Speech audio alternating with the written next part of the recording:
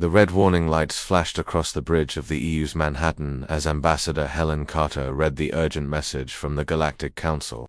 3 alien races were ready to go to war over a star system called Kepler 442, and somehow the humans had been chosen to help solve the problem. Helen looked at the message again and shook her head. The Zephyrians, Thalassans, and Luminals had been arguing for months about who owned which planets in the system, and now their anger was about to explode into the first interstellar war anyone could remember. Captain Roy Bennett walked over to Helen and pointed at the star map on the main screen. The Kepler 442 system had 5 planets, each one rich with different resources that all 3 alien races needed badly. The crystalline Zephyrians wanted the rocky planets where they could grow their crystal cities. The water-loving Thalassans claimed the ocean worlds as their ancient spawning grounds. The energy-based Luminals said the gas giants belonged to them because their ancestors had fed on the electromagnetic storms there for thousands of years. "How long until we reach the neutral station?" Helen asked Roy, as she watched the alien ships moving around the system like angry wolves. The Zephyrian vessels looked like floating crystal cathedrals that sang with harmonic frequencies. The Thalassan ships were living creatures, massive space whales that pulsed with bioluminescent patterns. The luminal craft were pure energy held together by force fields, dancing through space like living lightning. Roy checked his instruments and frowned. 6 hours at maximum speed. The aliens have agreed to wait for us, but their patience is running thin. The Thalassans are already showing red anger patterns on their ship hulls, and the Zephyrians have been broadcasting warning harmonics for the past day. Dr. Lisa Morgan stood up from her console where she had been studying the alien cultures. She was the human team's expert on puzzles and ancient civilizations, brought along because someone thought her skills might be useful. Lisa had spent years solving mathematical riddles and decoding old languages, but she had never worked with anything like this before. The interesting thing is that all 3 races have completely different ways of thinking. The Zephyrians process information through crystal resonance patterns. The Thalassans think as a group mind through biochemical signals. The Luminals exist as pure thought energy. Helen nodded and looked at the data again. Each alien race had sent hundreds of documents, proving their historical claims to the Kepler 442 system. The Zephyrians had crystal memory banks showing their ancestors visiting the rocky planets millions of years ago. The Thalassans had genetic records proving their species had evolved in the system's oceans. The Luminals claimed their energy signatures could still be detected in the gas giant atmospheres from ancient feeding cycles. The problem is that everyone has proof, and everyone is right in their own way, Helen said. But the system can't belong to all 3 races at the same time, at least not the way they're thinking about it now. Engineer Jake Collins looked up. From his technical readings, the resource scans show that each planet really does have what each race needs most. The Zephyrians need the mineral-rich rocky worlds for their crystal growth. The Thalassans require the deep oceans for their reproduction. Cycles the Luminals feed on the electromagnetic energy from the gas giants, but everyone wants exclusive control. As the Manhattan flew deeper into the disputed system, the tension became obvious. Alien patrol ships shadowed them, each group making sure the humans didn't favor one side over another. The communication channels buzzed with translated arguments and threats. The Zephyrian crystals rang with angry harmonic frequencies. The Thalassan bioships flashed warning colors that hurt human eyes to look at. The luminal energy beings crackled with dangerous electrical discharges. Amy Pierce, the communications officer, turned to Helen with worry in her eyes. "Ambassador, I'm getting reports that some of the younger Zephyrian commanders want to start mining operations immediately, before any agreement is reached. The Thalassan elders are talking about releasing their war spawns into the oceans. The Luminals are charging their energy weapons." Helen felt the weight of responsibility on her shoulders. Humanity was the newest member of the Galactic Council. Barely 50 years since first contact, they had been chosen as mediators precisely because they had no stake in the Kepler 442 system. But that also meant they had the least experience with this kind of crisis. If the humans failed to find a solution, the galaxy would see its first major war in centuries.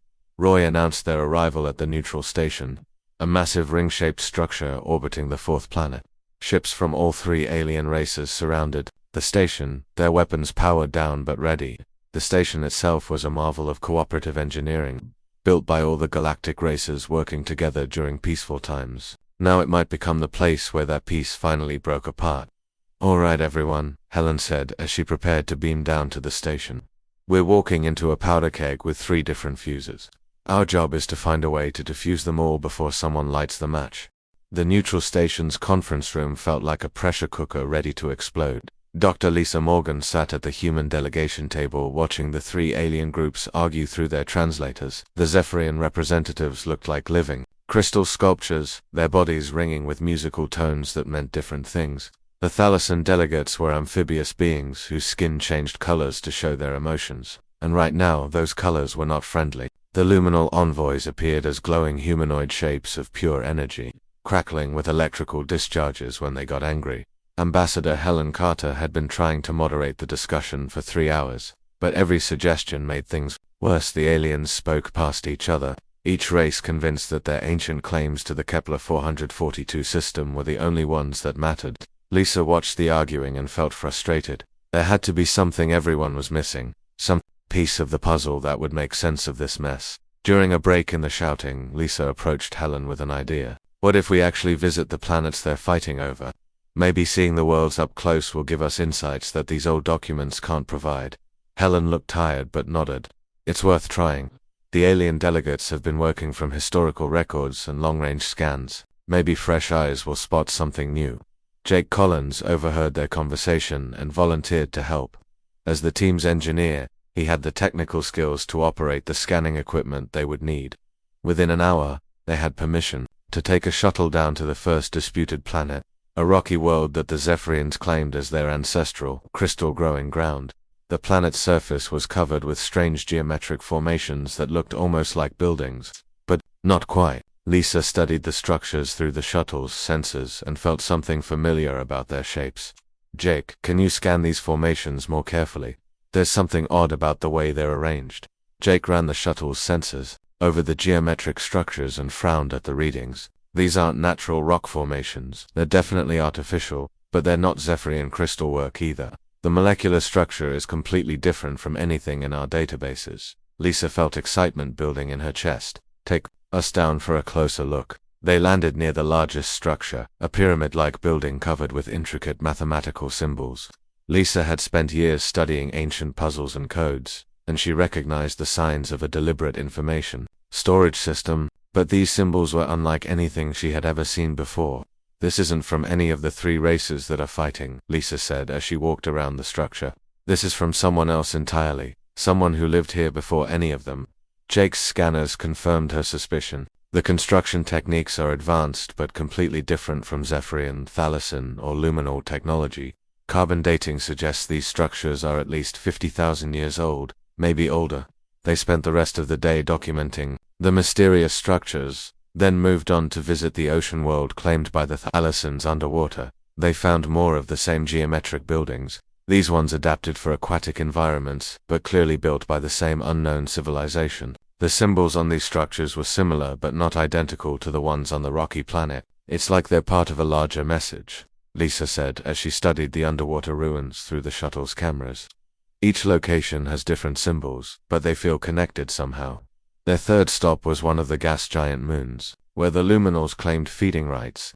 Even here, they found traces of the mysterious builders. Energy-resistant structures floated in the moon's atmosphere, covered with symbols that seemed to glow with their own internal light. Jake shook his head in amazement. Whoever built these things had technology that could work in any environment. Rocky planets, ocean worlds, gas giant atmospheres. They adapted their construction to each location but kept the same symbolic language. Lisa studied the patterns and felt the familiar itch in her brain that meant she was close to solving a puzzle. Jake, I think these aren't just ruins. I think they're a message, maybe even instructions. But the message is spread across multiple worlds, and you need to visit all of them to understand what it says.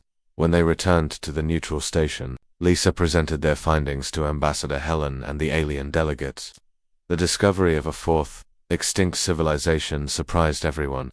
But the alien representatives were more interested in arguing about whether the ancient ruins supported their territorial claims. The Zephyrian delegate, a crystal being named Harmonic Hovdeepstones, chimed in musical tones. These ancient structures prove that our mineral-based civilization has the closest connection to the original inhabitants. The Thalassian representative, whose skin flashed angry red patterns, disagreed. The underwater cities show that aquatic beings were the intended inheritors of these worlds. The luminal envoy crackled with electrical energy. The atmospheric structures demonstrate that energy-based life forms were meant to control this system. Lisa watched the renewed arguing and realized that the aliens were making the same mistake they had been making all along. They were each looking at only part of the evidence and drawing conclusions that supported what they already believed.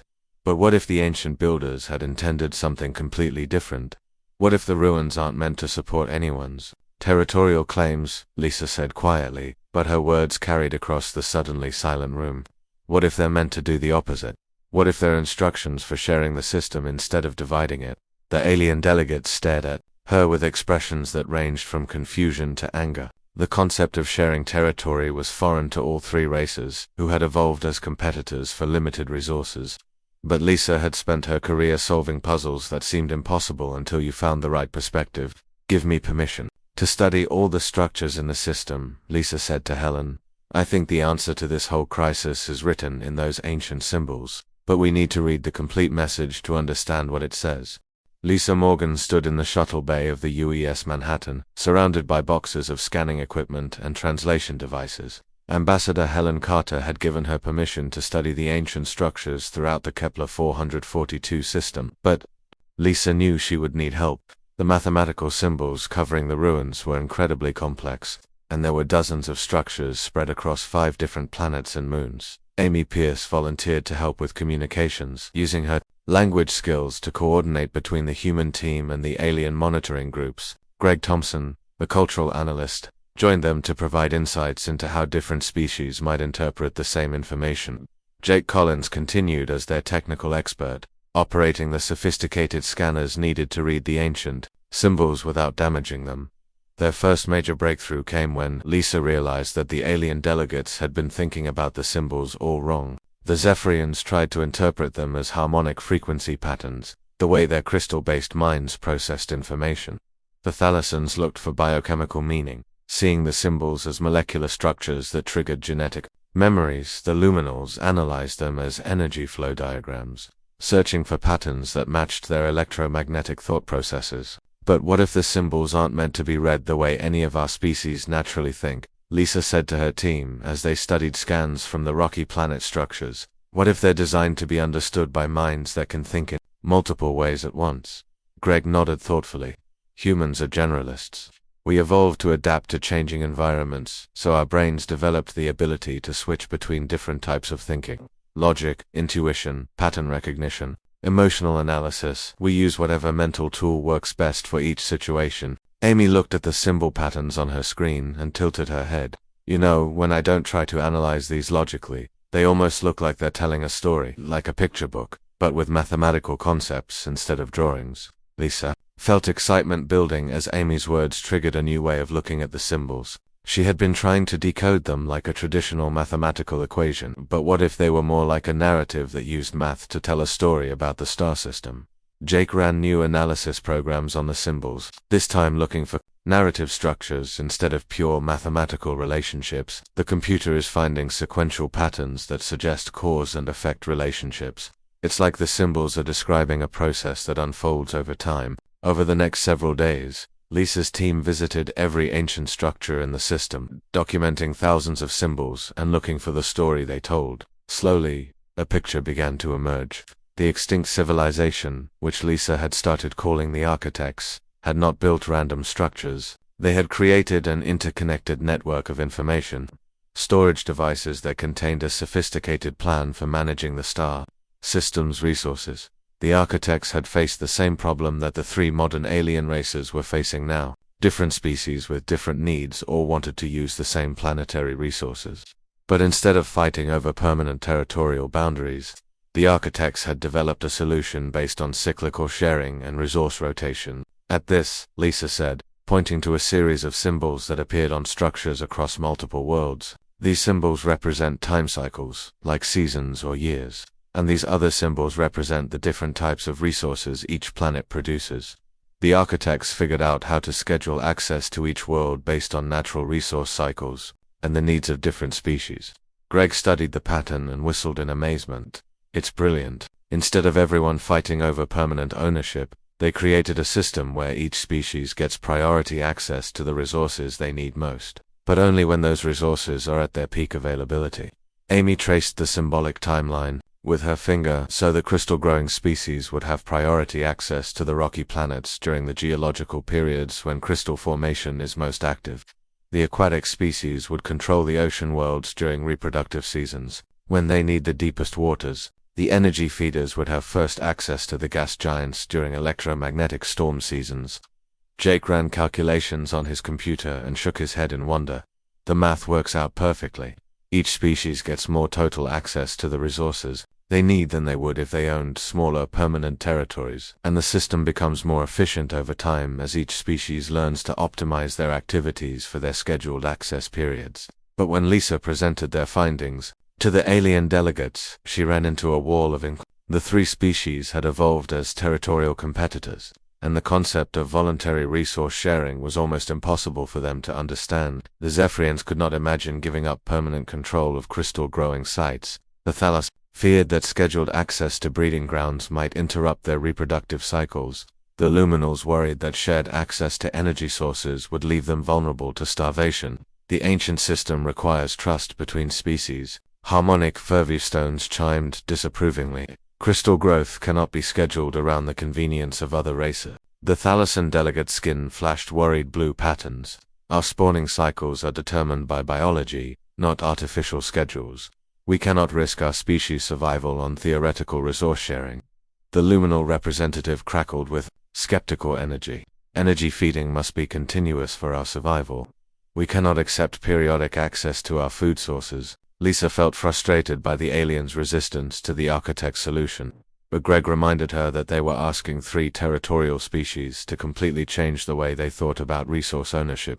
The human team needed to find a way to demonstrate that the ancient system would actually increase each species' security, not threaten it. We need to show them how it works in practice, Lisa said. Theory isn't enough. They need to see actual results. Amy suggested creating computer simulations that would model the architect system using real data from the Kepler 442 system.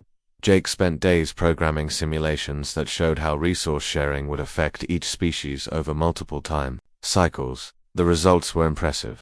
Each race would have access to more total resources under the sharing system than they could obtain through permanent territorial control. But the alien delegates remained skeptical. Their minds were trained to think in terms of competition and scarcity, not cooperation and abundance. Lisa realized that solving the architect puzzle was only half the challenge. The harder part would be convincing three different species to trust each other enough to try something completely new.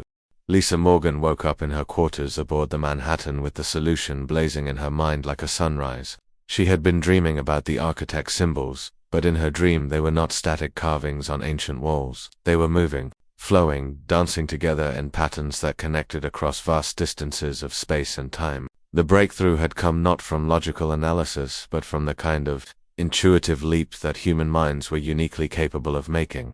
She rushed to the main computer terminal and called up all the symbol patterns her team had documented. For weeks they had been trying to decode each structure separately, treating them like individual puzzle pieces. But Lisa now realized that the architects had designed something much more sophisticated. The symbols were not meant to be read in isolation. They were part of a single, massive equation that spanned the entire star system. Jake, Amy, Greg, Lisa called over the ship's communication system. Get to the main conference room immediately.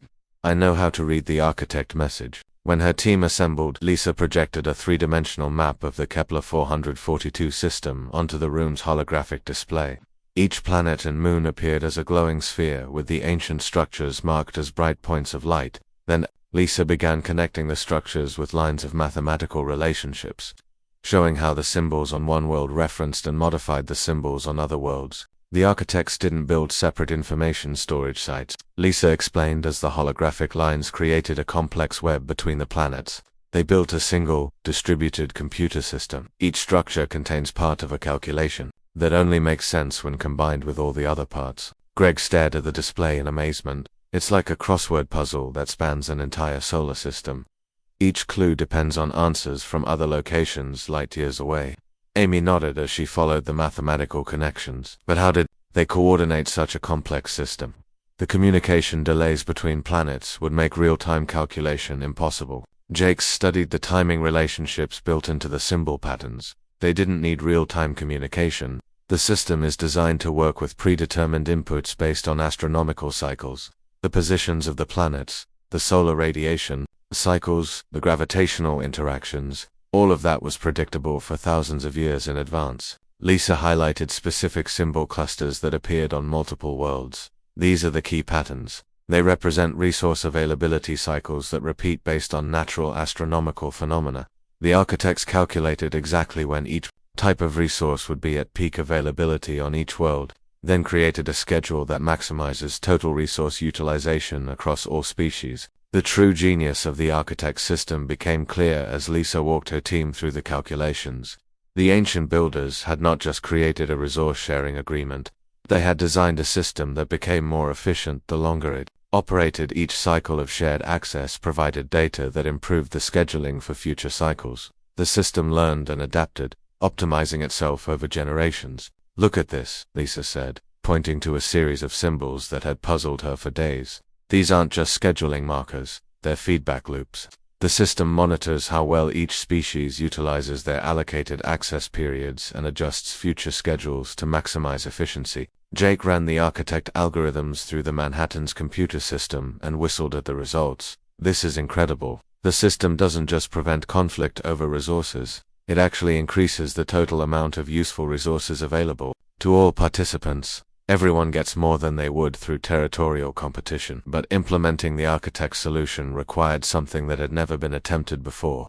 Lisa's team would need to coordinate simultaneous activities across multiple worlds, with precise timing that depended on astronomical phenomena and the natural cycles of each planet's resources. It was like conducting a symphony orchestra where the musicians were scattered across different planets and the music was written in mathematical equations.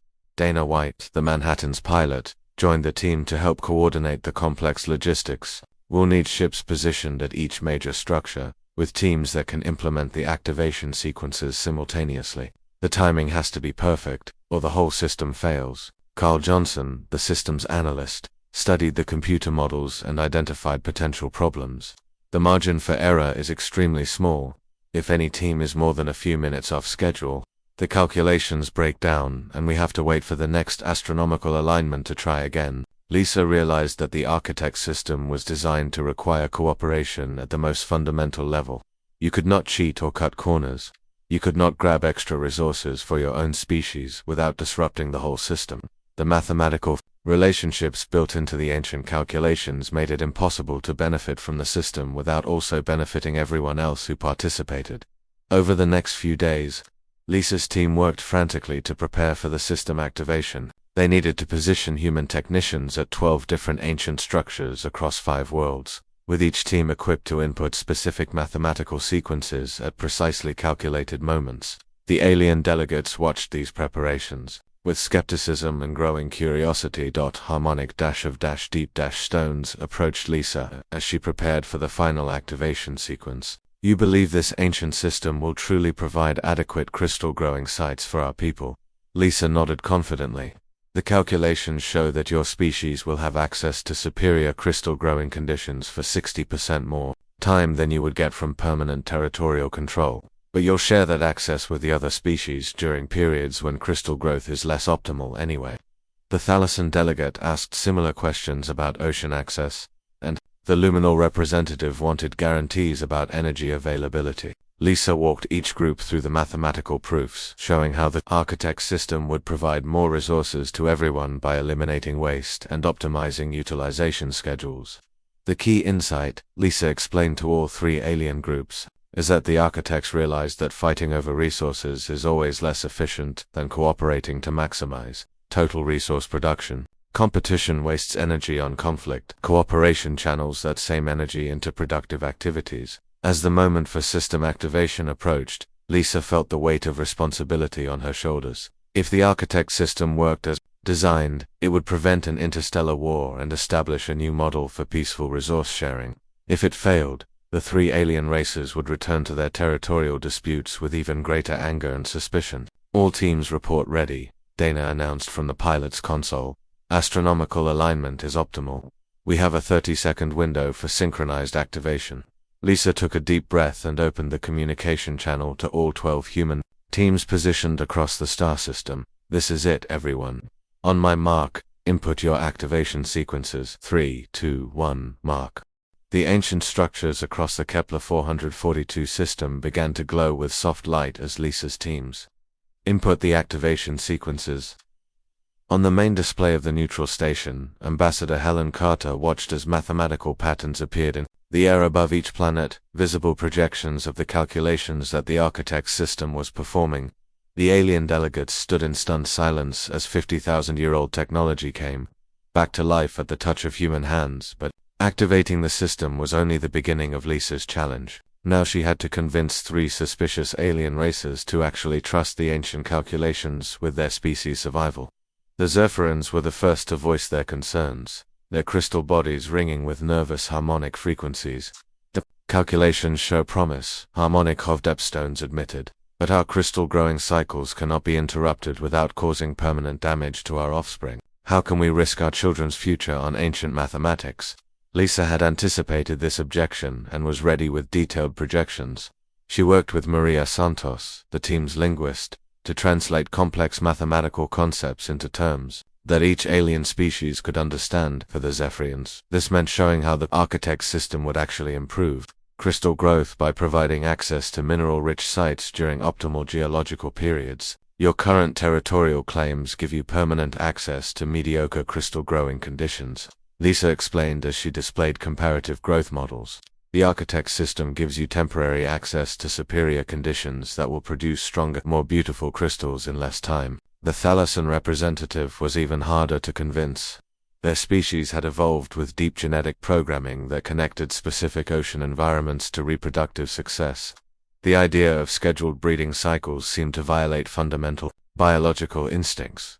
Ryan Clark, the team's physicist, helped Lisa create biochemical models that showed how the architect's system would enhance rather than disrupt Thalassian reproduction. The ancient calculations take into account tidal cycles, water temperature variations, and nutrient availability. Your species will have access to breeding grounds during peak biological conditions, not just during arbitrary time periods. The Luminal Envoy presented the most complex challenge because their energy-based existence made them vulnerable to interruptions in their feeding cycles.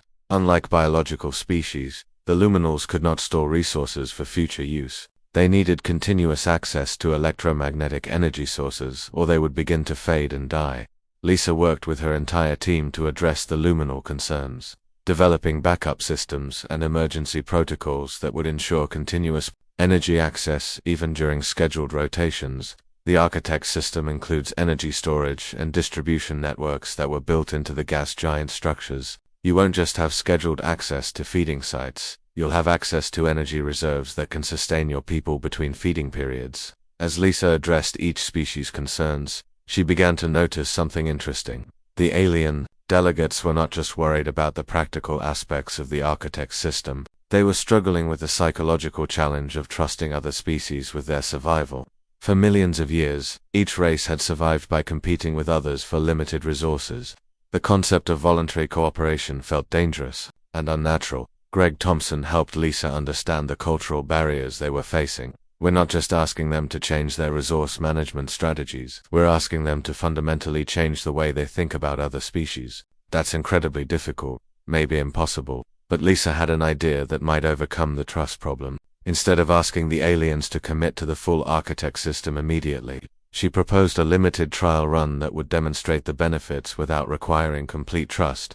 Let's start with just one resource cycle, Lisa suggested. To the assembled delegates, the Zephyrians get priority access to the best crystal-growing sites for one geological period. During that same time, the Thalassians get exclusive access to the optimal breeding waters, and the Luminals get first feeding rights on the gas giants. We'll run the system for just 3 months and measure the results. Ambassador Helen supported Lisa's proposal, recognizing that small steps were better than no progress at all. This gives everyone a chance to see how the system works without committing to permanent changes. If the trial fails, you can return to your original territorial claims. If it succeeds, we can expand the program. The alien delegates agreed to the trial, though each group insisted on detailed monitoring and escape clauses that would let them withdraw if things went wrong. Lisa spent days working out the specifics with each species. creating measurement criteria that would objectively demonstrate whether the architect's system was providing the promised benefits. Jake Collins coordinated the technical aspects of the trial, positioning monitoring equipment throughout the system to track resource utilization and efficiency. Amy Pierce managed communications between the different alien groups, making sure that everyone understood their scheduled access periods and responsibilities. The first week of the trial was tense and difficult. The Zephyrians were nervous about giving up their permanent territorial claims, even temporarily. The Thalassans worried that scheduled breeding cycles would disrupt their genetic programming. The Luminals feared that energy sharing would leave them vulnerable to starvation. But as the days passed, the benefits of the architect system became impossible to ignore. The Zephyrians discovered that their crystals grew faster and stronger in the optimal sites than they ever had in their permanent territories. The Thalassans found that scheduled breeding during peak biological conditions produced healthier offspring with better survival rates. The Luminals were amazed to discover that the ancient energy storage systems provided more reliable feeding than they had ever experienced. The efficiency improvements are remarkable, Carl Johnson reported to Ambassador Helen after 2 weeks of operation. Each species is getting approximately 40% more useful resources than they were obtaining through territorial competition. But the most surprising development was the reduction in conflict between the alien groups. When the Zephyrians knew they would have guaranteed access to optimal crystal sites during their scheduled periods, they stopped worrying about the Thalassans using nearby ocean areas. When the Thalassans had confirmed breeding schedules, they became more willing to share ocean access during non-breeding periods. When the Luminals had reliable energy reserves, they stopped hoarding feeding sites. "It's working," Lisa said to Helen as they watched the latest efficiency reports. "The system is not just providing more resources, it's reducing the psychological stress that was driving the conflict in the first place." As the 3-month trial period approached its end, representatives from all 3 alien species approached Lisa with the same request. They wanted to extend the trial and begin implementing the full architect system across the entire Kepler 442 system. The ancient mathematics had proven more reliable than millions of years of territorial competition. 6 months after the successful implementation of the architect system in Kepler 442, Dr. Lisa Morgan stood on the observation deck of the EU's Manhattan, watching ships from 3 different alien civilizations move peacefully between planets, according to their scheduled resource access periods. The Zephyrian crystal vessels sang harmonious frequencies as they approached their designated mining worlds. The Thalassan bioships pulsed with contented blue patterns as they traveled to their breeding grounds. The luminal energy beings danced joyfully through space toward their feeding sites in the gas giant atmospheres. Ambassador Helen Carter joined Lisa at the observation window, carrying a datapad filled with reports from across the galaxy. The success of the Kepler 442 solution has attracted attention from other star systems. We're receiving requests for human mediation services from conflicts we didn't even know existed. Lisa looked at the reports and felt both excitement and concern. The Galactic Council had officially appointed her as the first human puzzle coordinator, with a mandate to investigate and resolve resource conflicts using human problem-solving approaches. But each new conflict would bring unique challenges that might not be solvable with the same methods that worked in Kepler 442. The Andromedans and the Centaurians have been fighting over mineral rights in the Vega system for 200 years, Helen said, pointing to one report. The Stellar Collective wants us to mediate a dispute between energy beings and matter-based life forms in the Sirius cluster. And there's a 3-way conflict in the Proxima system that makes our Kepler 442 situation look simple. Captain Roy Bennett announced over the ship's communication system that they were receiving a priority message from the Galactic Council. The main screen in the observation lounge flickered to life, showing the diverse assembly of alien representatives who governed interstellar relations. The council speaker, a gaseous being from the Nebula Coalition, addressed them directly. Dr. Morgan, the speaker said in translated words that carried harmonic overtones of respect and gratitude.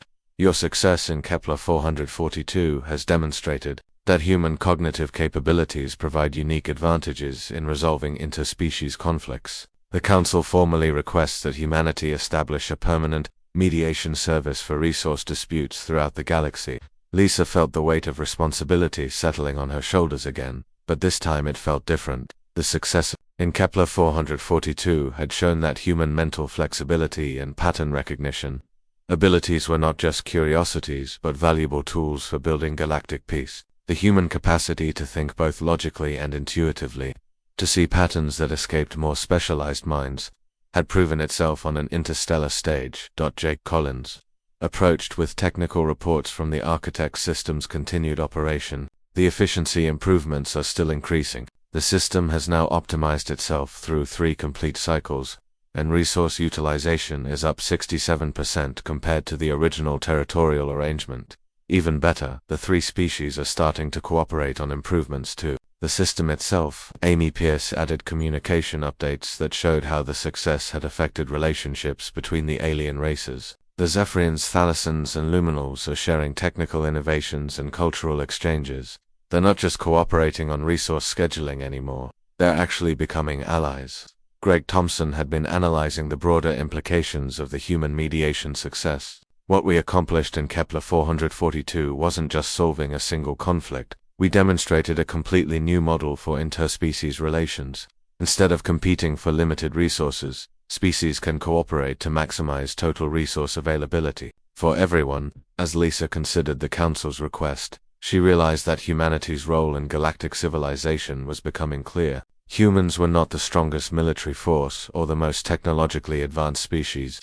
They were not the oldest civilization or the most numerous population, but they possessed something that older, more specialized species had lost during their evolutionary development. They retained the mental flexibility to think in multiple ways simultaneously. Maria Santos joined the discussion with linguistic insights about how different species processed information. The pattern we've discovered is consistent across multiple alien civilizations. As species become more advanced, they tend to specialize their thinking processes. The Zephyrians evolved harmonic resonance, thinking that's incredibly sophisticated, but limited to crystal-based calculations. The Thalassans developed biochemical group consciousness that's perfect for aquatic environments but struggles with abstract mathematics. The Luminals can process energy patterns at quantum levels but have difficulty with solid matter relationships. Lisa nodded as she understood the implications. Humans are still generalists. Our brains developed to handle changing environments and diverse challenges.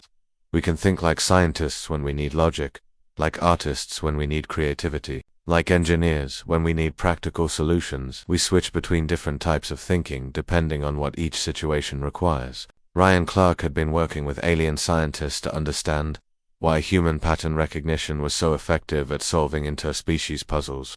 The key seems to be that humans can hold multiple contradictory ideas in their minds simultaneously, while looking for ways to reconcile them. Most alien species reject contradictory information immediately, but humans can sit with contradiction and use it as a starting point for finding creative solutions. Over the following weeks, Lisa worked with Ambassador Helen to establish the Human Mediation Service, a permanent organization dedicated to resolving interspecies conflicts through human problem-solving approaches. The service would combine human intuitive thinking with alien technical expertise, creating teams that could address complex galactic problems from multiple perspectives simultaneously.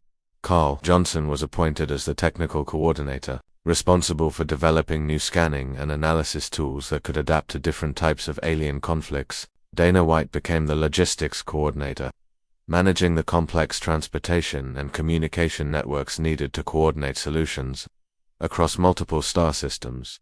The first test of the new service came sooner than expected.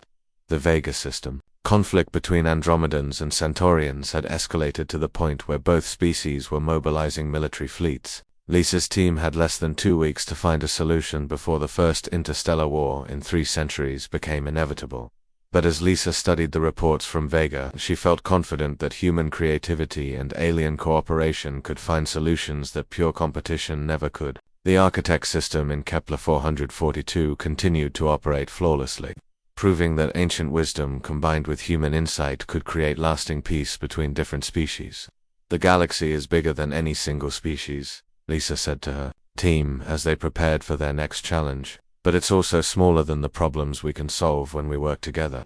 The architects left us more than just resource-sharing calculations. They left us a model for how different civilizations can thrive together instead of just surviving apart. As the Manhattan set course for the Vega system, Lisa looked back one last time at the peaceful ships moving through Kepler 442. Somewhere in the ancient structures on those distant planets, 50,000-year-old mathematics continued to coordinate resource sharing between species that had once been ready to go to war. It was proof that intelligence, creativity, and cooperation could overcome any challenge the galaxy could present.